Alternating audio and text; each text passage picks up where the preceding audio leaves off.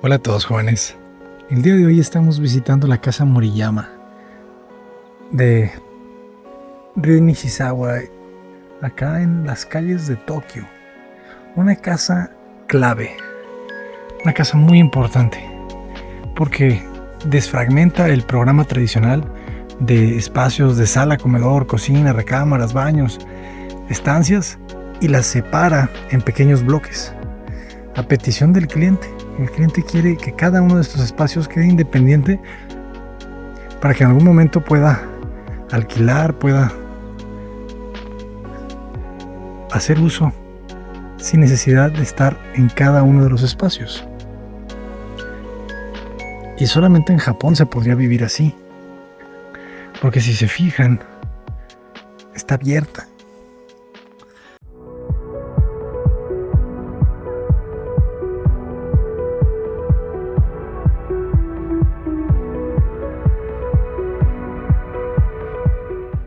Si se fijan, aquí no hay muros. Aquí es espacio público.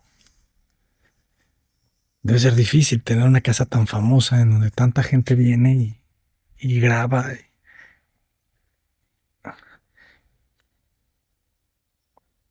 E invade tu privacidad. Pero ese es el precio que pagas cuando vives en una obra de arte. El material de los muros es chapa. No es el típico estuco que hemos visto en muchas obras. Aquí es metal.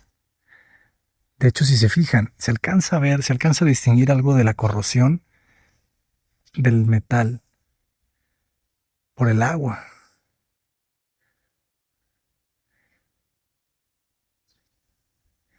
Me llama mucho la atención la escala de las piezas. La arquitectura de Sana se caracteriza por una búsqueda de la inmaterialidad, de llevar el concreto, de llevar al muro a su mínimo, al mínimo espesor. Tratar de difuminar la relación entre el interior y el exterior.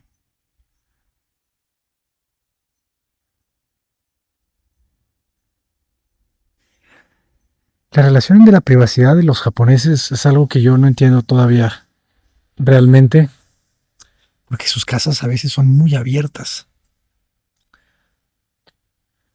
No tienen en algunos casos, ¿verdad? No tienen no sé, ese pudor o esa cosa que te limita, ¿no? Esa que te expone hacia afuera.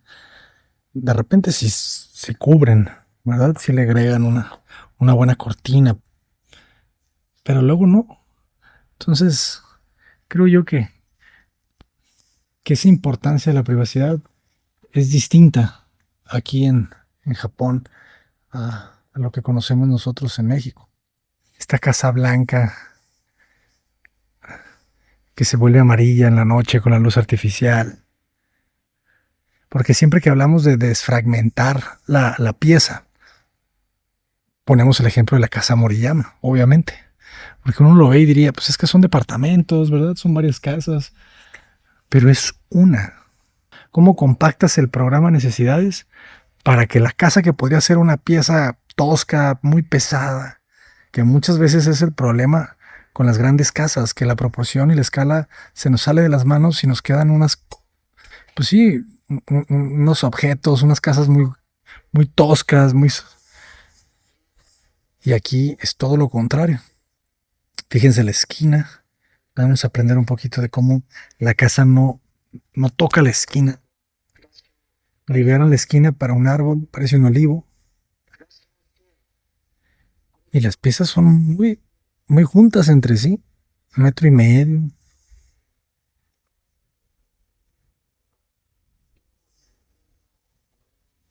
Pareciera que no abren los vidrios, ¿verdad? Pero sí, algunas de ellas deben de correr. Deben de ser piezas corredizas. La vegetación ha ido creciendo. Parece ser que no le dan tanto mantenimiento.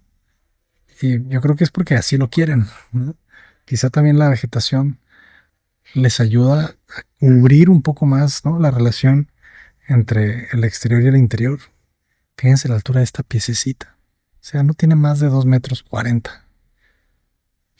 Y ya con todo y la losa. Entonces eso te dice que las losas son pequeñitas y que el agua es un tema. ¿Por dónde sale?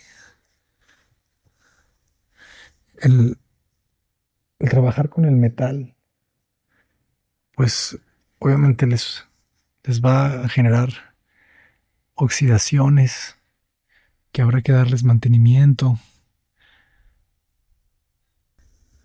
Fíjense cómo se separa de los vecinos. Y qué distinta es a los vecinos también, ¿verdad? O sea, de repente la arquitectura también aquí y en cualquier lugar puede volverse muy genérica. Simplemente piezas que responden a las necesidades, pero sin una búsqueda de nada particular.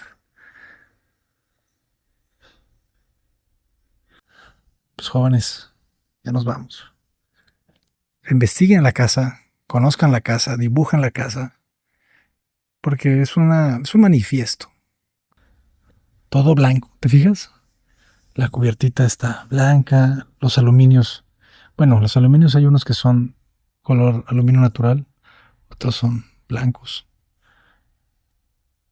No sé si es la chapa metálica que es blanca.